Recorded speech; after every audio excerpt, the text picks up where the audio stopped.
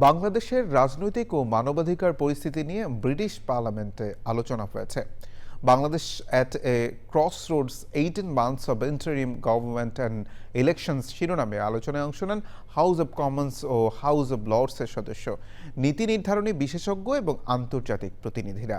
আলোচনার সময় একটি প্রামাণ্য চিত্র প্রদর্শন করা হয়, যেখানে বাংলাদেশে মানবাধিকার লঙ্ঘনের অভিযোগ এবং নির্বাচনী সততা নিয়ে উদ্বেগের বিষয়গুলো তুলে ধরা হয়।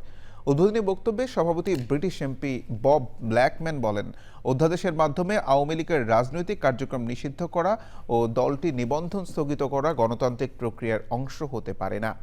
সংখ্যালঘু নারী ও শিশুদের উপর নিপীড়নের অভিযোগের পাশাপাশি সংখ্যালঘুদের ভোট দিতে চাপ প্রয়োগ বা ভোট কেন্দ্রে যেতে বাধা দেওয়ার অভিযোগের বিষয়টিও তিনি উল্লেখ করেন।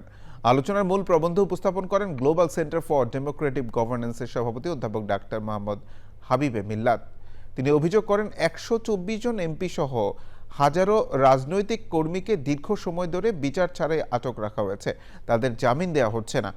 ক্রিস ব্ল্যাকবার্নের সঞ্চালনায় আমন্ত্রিত বক্তাদের মধ্যে আরও ছিলেন barrister SM. Rezaul Karim, councillor Pushpita Dasgupta, Badrul Ahsan, barrister Tania আমির, প্রশান্ত পুরকায়স্থ ও অন্যরা।